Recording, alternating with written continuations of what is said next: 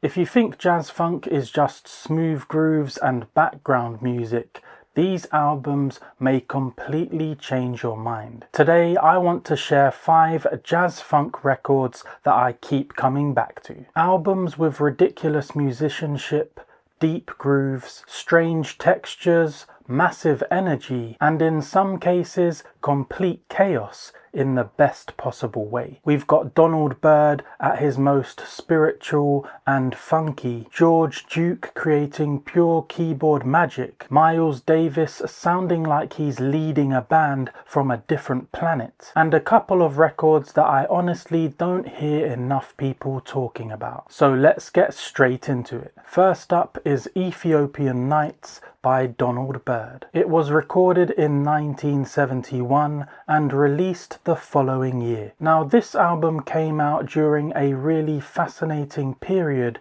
in Byrd's career, because you can hear him moving further away from hard bop and more towards electric jazz, funk, soul and groove-oriented music. And honestly, this record sounds huge. The lineup is enough to get jazz fans interested. You've got Byrd on trumpet, Harold Land on saxophone, Bobby Hutcherson on vibraphone, Joe Sample on the organ, Wilton Felder on bass. I mean, that is an incredible collection of musicians. But what I really love about the album is how immersive it feels. A lot of jazz funk records are built around shorter, groove-based tracks, but Ethiopian Nights feels more expansive, almost hypnotic at times. The grooves stretch out, the percussion locks in, and the musicians really explore the space. And then there's my favourite track here,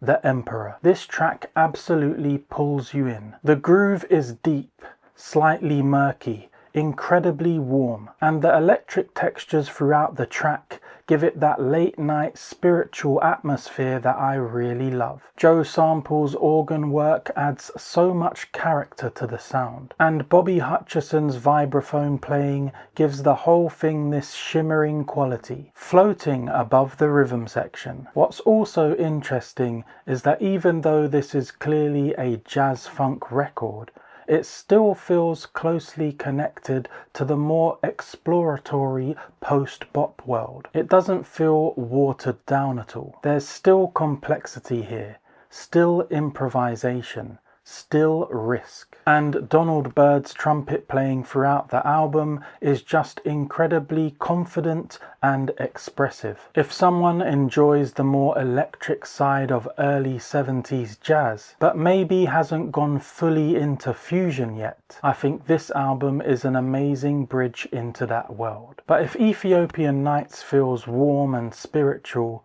the next album feels playful, colourful, and completely unpredictable. This is Feel by George Duke from 1974. And honestly, George Duke is one of those musicians where the deeper you go into his catalogue, the more rewarding it becomes. This album is such a great example of why he was so special, because he could move between jazz, funk, fusion, soul, and experimental music without it ever sounding forced. And of course, one thing that really stands out here is the appearance of Frank Zappa on guitar. George Duke's connection with Zappa always produced really interesting results, because George Duke had this incredible musical sophistication, but also a sense of humour and looseness in his playing that really allowed him to perform well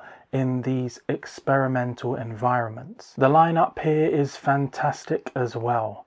John Hurd on bass, Leon Chancellor on drums, Airto Moreira on percussion, Flora Purim on vocals. There's just so much rhythmic life in this album. My favourite track is Old Slippers, and this track is such a vibe. It's smooth, slightly dreamy, incredibly musical, but there's still enough harmonic movement and improvisational detail to keep jazz listeners fully engaged. George Duke's keyboard playing throughout the album is unbelievable, not just technically, but texturally. He was so good at creating atmosphere with electric keyboards and synthesizers without the music ever feeling cold or mechanical. And I think that's part of why this album still sounds fresh. Some 70s fusion records can feel tied to their era sonically, but feel still has warmth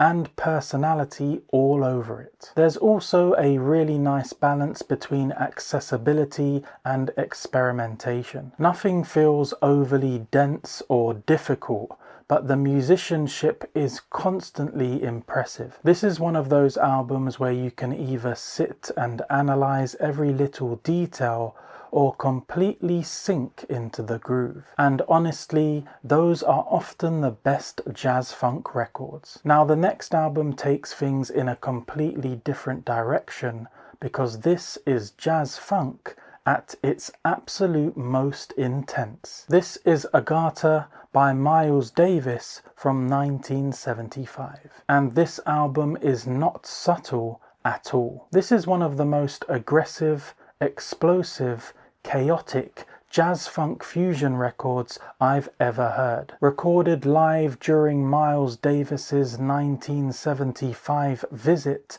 to Osaka, Japan, Agharta captures Davis during one of the wildest periods of his electric era. And the band here is unbelievable. Sonny Fortune on saxophone, Reggie Lucas and Pete Cozy on guitars, Michael Henderson on bass, Al Foster on drums, and the chemistry between these musicians is insane. Now my favourite track, or technically section, is Prelude Part 1, which is this enormous 26-minute funk fusion journey that barely gives you a chance to breathe. And what makes this performance so fascinating is the sheer density of it. There's distortion everywhere, layers of percussion, guitars screaming in every direction, funk grooves constantly mutating underneath the chaos. Pete Cozy especially sounds completely unhinged in the best possible way. His guitar playing on this album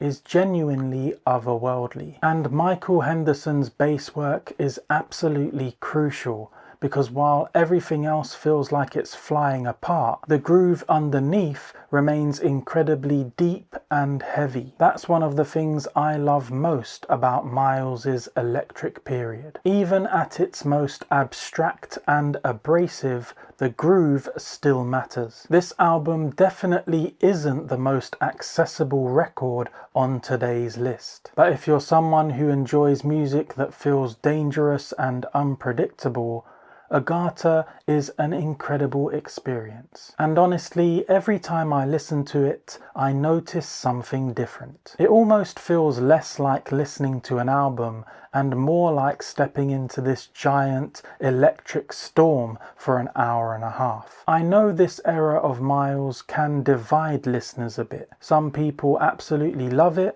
some find it overwhelming. But personally, I think records like this show just how far jazz funk and fusion can be pushed creatively. There's really nothing else quite like it. After all that intensity, I wanted to include something that swings back to the warmth, groove, and that feel-good energy. This is Sweet Lucy by Raul de Souza from 1977, and I honestly think this album deserves way more attention. Raul de Souza was an incredible Brazilian trombonist, and this record combines jazz funk, Brazilian influences, fusion, soul, and groove in a really satisfying way. And once again, look at this lineup. George Duke on keyboards and synthesizers, Al McKay from Earth, Wind and Fire on guitar, Byron Miller on bass,